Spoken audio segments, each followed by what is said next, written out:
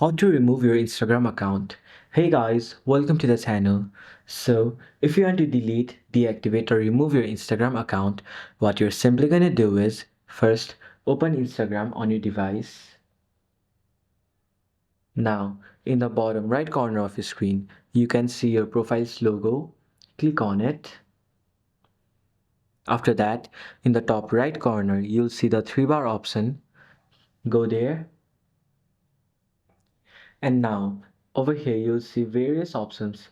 Just go to the top of the page and in the first option which says Account Center, click on it. And now, scroll a bit down and in Account Settings, you can see various options. Go to Personal Details. Now, in the last you can see Account Ownership and Control. Click there and then go to Deactivation or Deletion and then choose the account you want to delete. Now you can either deactivate your account or delete your account and then go to continue. So this is how you can remove your Instagram account.